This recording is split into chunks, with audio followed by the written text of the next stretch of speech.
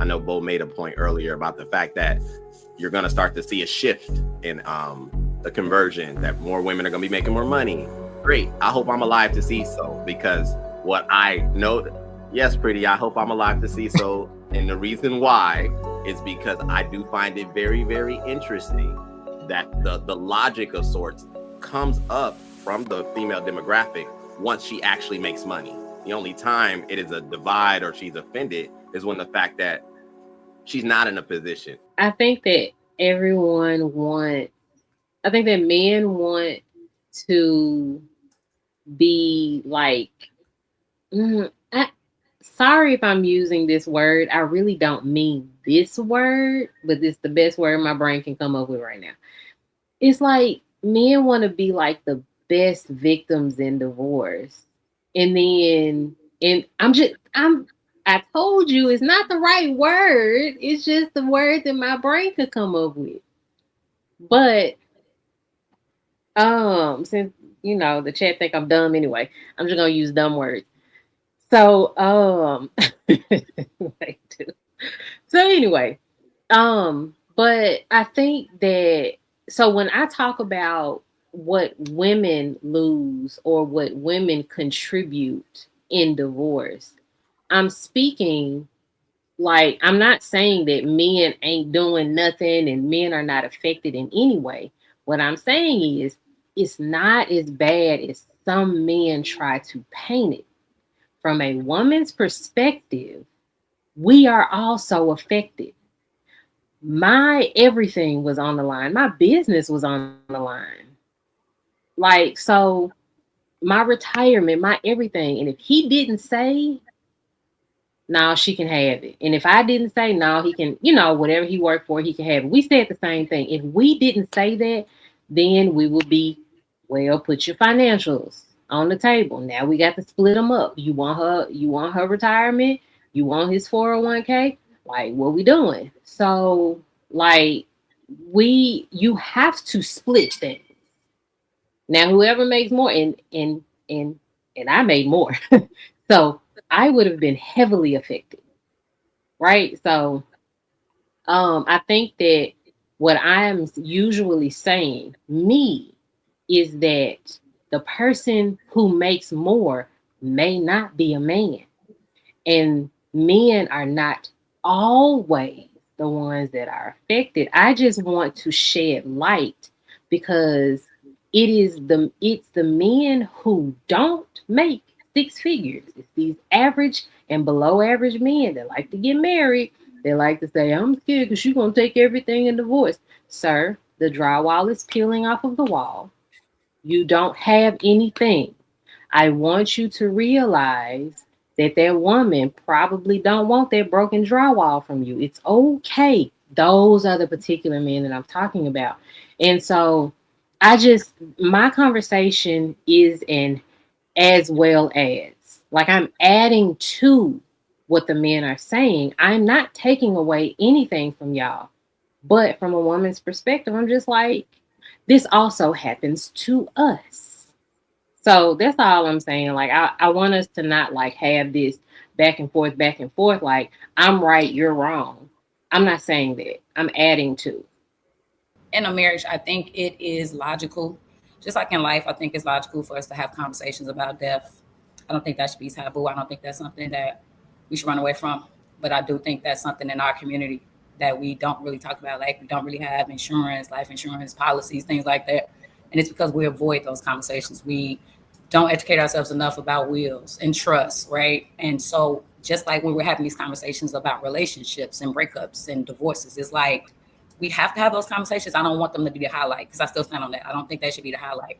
But I think in a marriage, as you guys are progressing, you have to come to the table and have those discussions. Like, I don't think even before you get to the marriage, I think just a relationship conversation about marriage. Like, if we get married in terms of this and I'm steady making money, you're making this, you're doing that.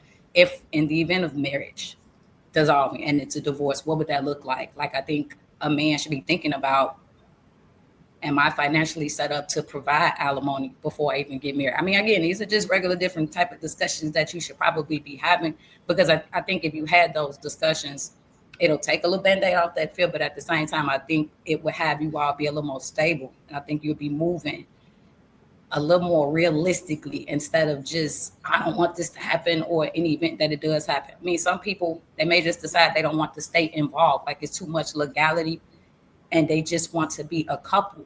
But then you're going to have one of the other, possibly a woman, right? And I can be honest and say that, like, I kind of want the commitment, right? It's a security factor there.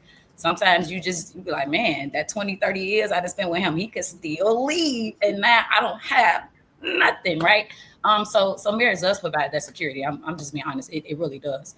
But I still stand on what I said before. I just think not only real brave and honest conversations need to be had about not just who we are, but like what marriage entails. And if it entails being financially supported, when that divorce happens, then I think those benefits should be cut off.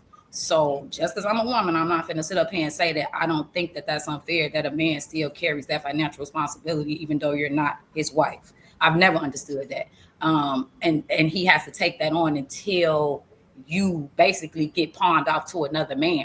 And I get that whole, maybe that's part of that system of patriarchy and capitalism where y'all still be trying to take some control. I don't know, like, educate me. But I don't think that that's sensical.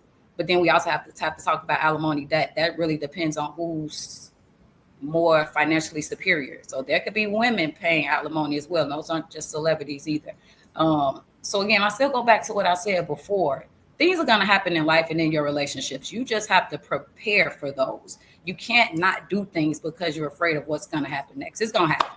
It's going to be a 50-50 possibility, right? And if you were scared about the 10%, and I'm talking about 50%, you probably ain't going to do it no way.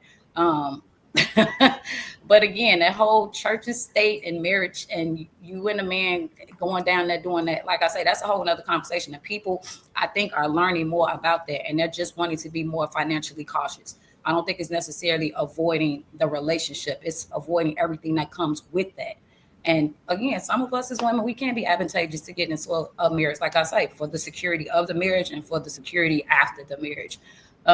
So maybe, like I say, maybe we have to do some provisions of the law to where it's 50-50. Like, once you're divorced, I'm not taking care of you anymore. Like, you out there on your own. But that's why I said before, if it was like that, women would move differently in the relationship and still consistently secure themselves and not be so dependent. And so I don't want to talk too much, but again, I still stand on my heel. I still think it should be pro-marriage. I do think the law should be changed. And I think people should be more sensible and have brave, open conversations about things that are going to happen and things that they don't want to happen, and plan accordingly. I'll land. I appreciate what Miss Pearl said. I think it was very balanced. And that's what I hopefully we attempt to do at some point. I know Bo made a point earlier about the fact that you're going to start to see a shift in the conversion, that more women are going to be making more money.